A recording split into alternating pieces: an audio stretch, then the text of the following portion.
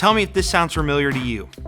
Think back to when you were between 6 and 11-ish years old. You're in Walmart, Wegmans, or some other huge store with your mom and dad. You start paying attention to all of the amazing toys or clothes you want to have. You get lost in the prospect of having the nice new skateboard, Barbie doll, or game console. You lose track of time, and when you look up, mom and dad are gone. You look in every direction, but they're nowhere to be found. If you're 11, there's a chance that your first thought is, finally, I'm on my own. That feeling doesn't last long once you start to think, how am I going to get home? Or who's going to cook me dinner? If you're 6, though, looking up and realizing your parents are gone sets in instant terror. Has this ever happened to you? It happened to me in the Chesterfield County Walmart. You know, the one in the valley near Chesterfield Town Center. Well, anyway, if you don't know, it's a Walmart. I was left alone and had no idea where my parents were. So, I did the only thing I knew to do. I started screaming, Mom! Mom! Mom! I must have yelled Mom like 50 times in the Walmart that day. Other customers were probably like, Mom, take care of your child, please. He's trifling right now. My mom eventually found me and everything was okay, but in the moments when I thought I was lost, I felt completely scared, alone, and, well, lost. You want to know the detail I remember most about that day, though? As I yelled over and over and over again for my mom, I noticed something odd. While there were plenty of other moms around me that day, not a single one of them turned toward me when I called Mom. The only person to respond to my cries for Mom was my mom. She's the only one. What I learned that day is that moms especially, but dads too, have this superpower almost to recognize the voice of their child at any time, from any distance away, no matter how much other noise is around them. It's wild, and I know each and every person watching this knows what I'm talking about, whether you're the parent or the child. I'm actually experiencing it myself right now as I raise my daughter. Before I had a kid, I seriously thought all babies' cries sounded exactly the same. I would have never been able to tell you the difference between them. However, now that I have one of my own, I immediately know when she's upset or laughing versus any other child I'm around. It's really cool. And for the next few minutes, we're going to talk about a very similar experience we can have between ourselves and Jesus. As we get into our second to last I am statement, which are statements Jesus made about who he is and therefore who God is, we're going to stay in the book of John, which is the last of the Gospels, the 4 books in the New Testament of the Bible about the life and ministry of Jesus Christ. I firmly believe that if you'll sit up, pay attention, and listen hard, you'll find an amazing truth that can reshape the way you see yourself and the way you see God. So, let's discover together who Jesus really is.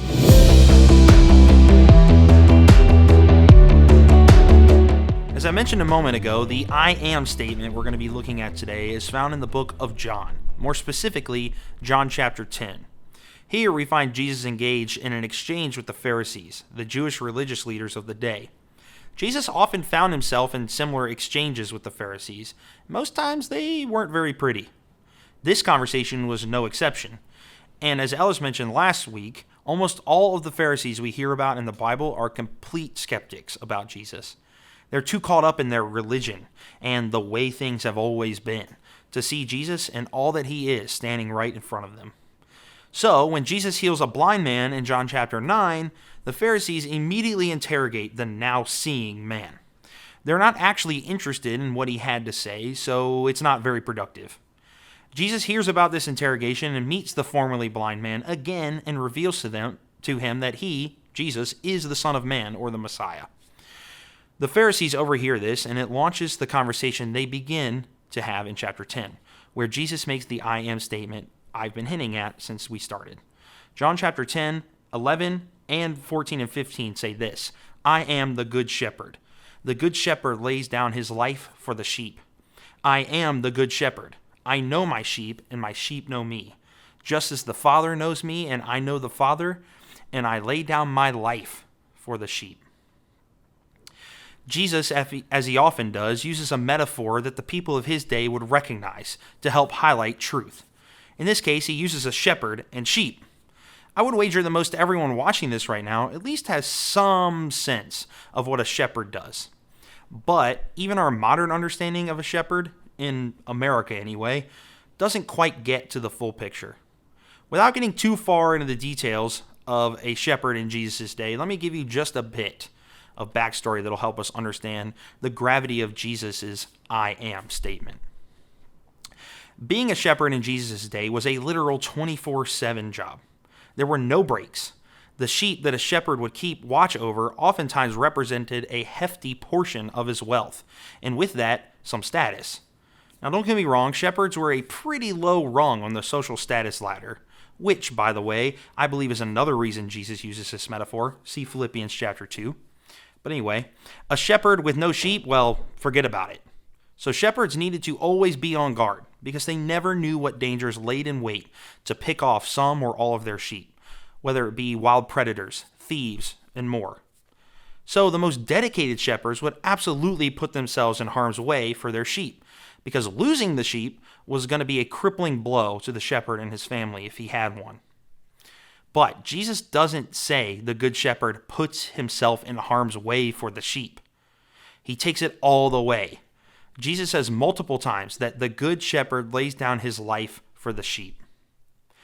You see, a normal shepherd, while intensely committed to a sheep, isn't very much different from you and me today. So when things get real, and the shepherd is standing in between the sheep and, let's say, a pack of wolves, we can always get more sheep, you know. You know what I'm saying? It might take a while, but we can find some new sheep. That's certainly what I would be saying. All right? You ain't going to catch me defending my sheep in front of a pack of wolves. Let's just start there. Jesus isn't like me in this way, though, and thank the Lord for that. To Jesus, his sheep are everything.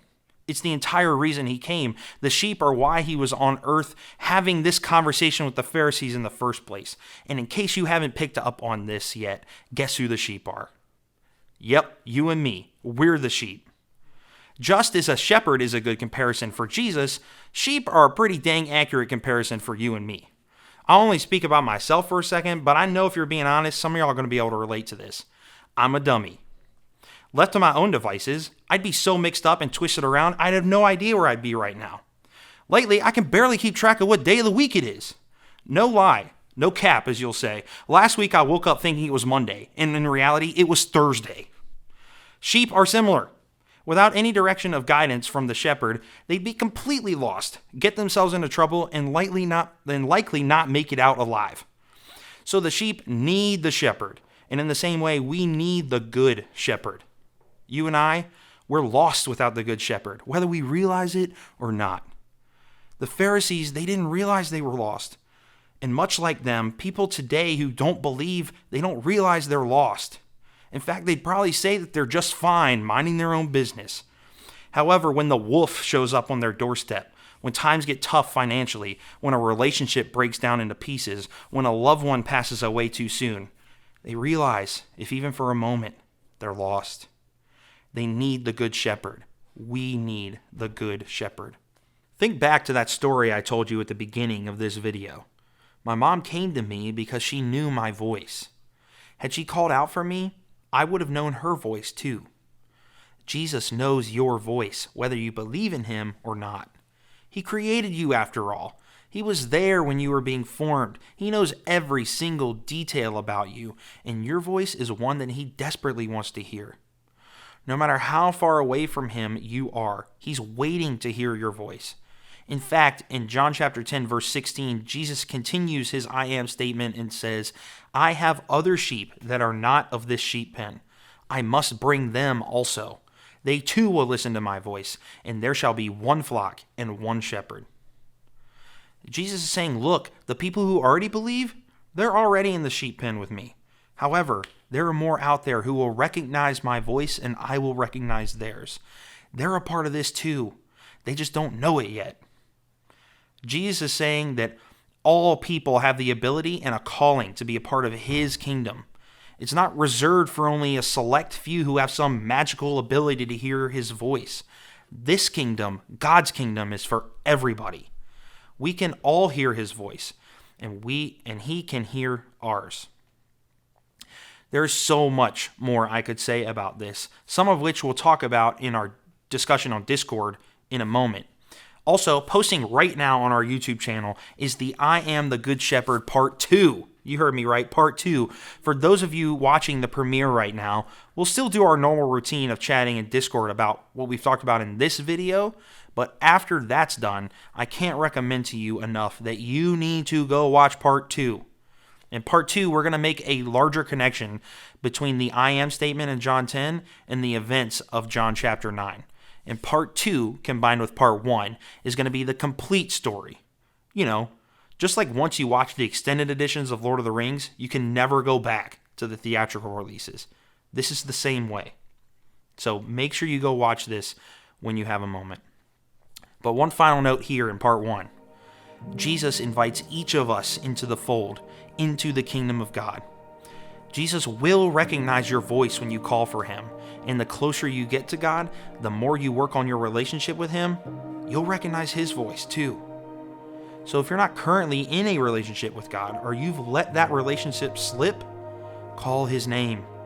Pray that he would hear your voice and respond. If you do that, he's faithful to respond every time.